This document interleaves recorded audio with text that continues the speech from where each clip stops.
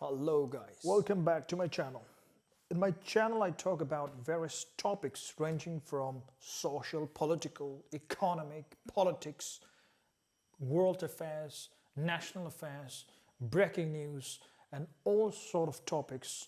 I talk about it. And if you're new to this channel, I urge you to kindly subscribe my channel. Thank you. Right, today we're going to talk about American politics. Why I think that Donald Trump, Mr. Donald Trump, the President of the United States of America, will win 2020 election again, despite all the pollsters saying that Donald Trump is going to fall again. Donald Trump, he's going to be defeated by Joe Biden, whatever. But I still say that Donald Trump will win. Of course, I'm a big fan and supporter of Donald Trump. Had I been in the United States, I would have voted Donald Trump. Right, so let's talk about why I think Donald Trump would win and beat Joe Biden in this election. Let's begin. Point number one is his campaign. Donald Trump's campaign is just too awesome. Awesome. Completely awesome. Look at the way he campaigned. Look at the way he comes to the stage with energy. Like there's flow in his campaigning, right?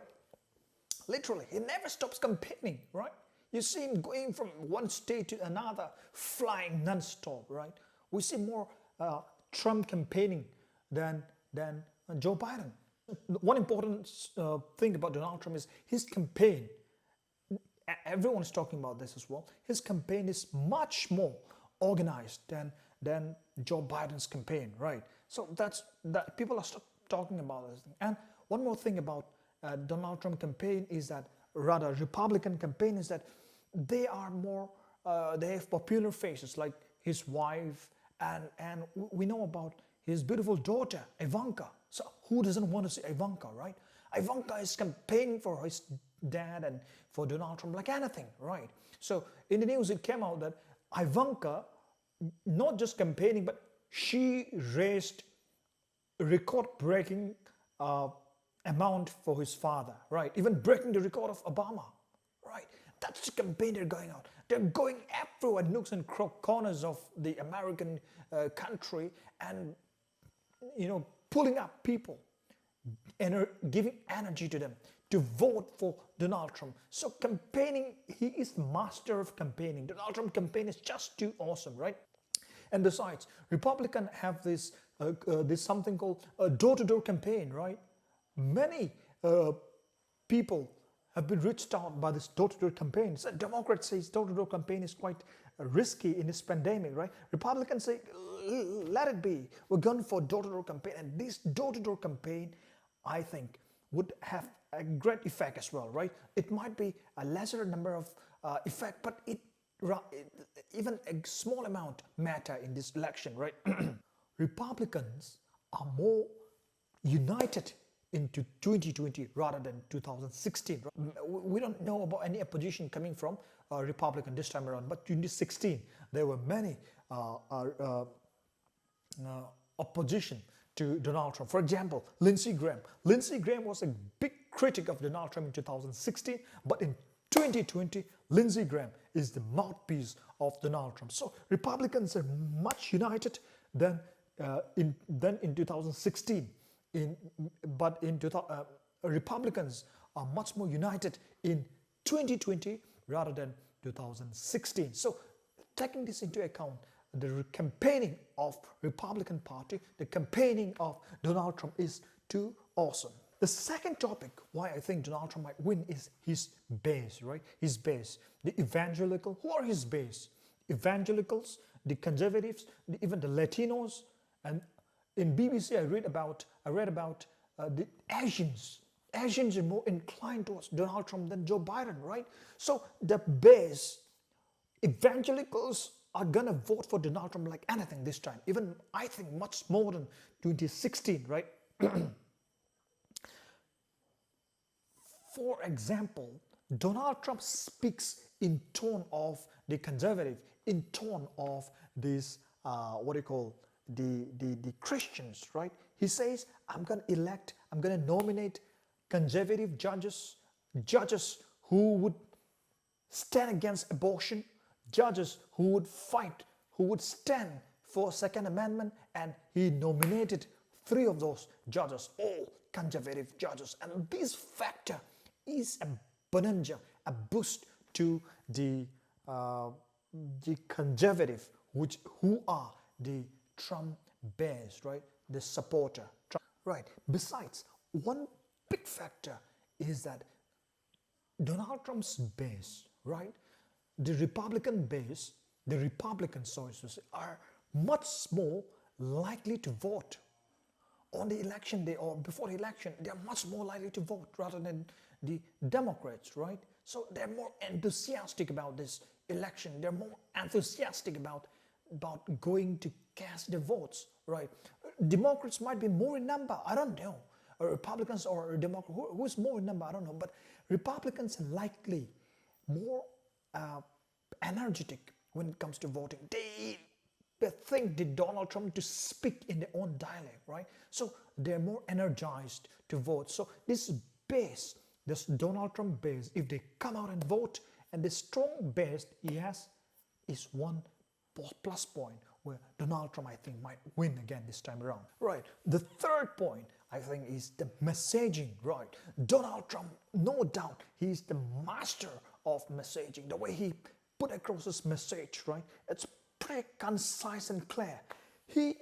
We pretty know what his morals are, right? What he wants to deliver, right? For example, he says that I'll fight for your Second Amendment, and he fought for that.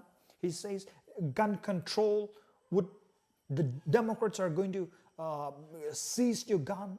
Donald Trump says, I'm going to fight for that, the Second Amendment and the religious freedom, isn't that, right? He says that I'm going to fight for religious freedom. I'm going to reduce your taxes, and he's been cutting the taxes, right? These are some of the tone where Donald Trump has plus point, right? Donald Trump messaging is pretty clear. He repeated his message in every of the rally, right? It's pretty clear. I'm gonna fight for you. I'm gonna give you conservative judges. I'm gonna protect your religious liberty. You're gonna say Merry Christmas again. I'm gonna stand beside you in all this matter, right? His messaging is very clear.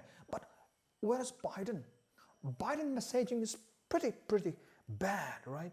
Even he gets into contradiction. For example, in the earlier days, Biden says he's completely against fracking, right?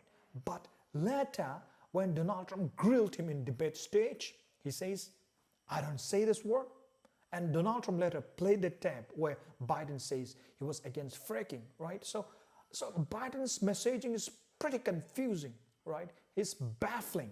His messaging is like, when it comes to messaging, Trump is the master. He's the master, right? Biden is a really confused man. So when Donald Trump says the slow Joe, it's right. Or Biden messaging, even I don't know what his messaging are, right? What he means to convey to his voters. So when it comes to messaging, I think Trump has the upper edge. The fourth factor, I think, is the anti-Trump campaign, right? This anti-Trump campaign, look at the media, the CNN. From day one, they've been criticizing Trump. They've been voicing against Trump. Everything Trump does is bad, right? This criticism from media as well as the Hollywood and celebrities, right?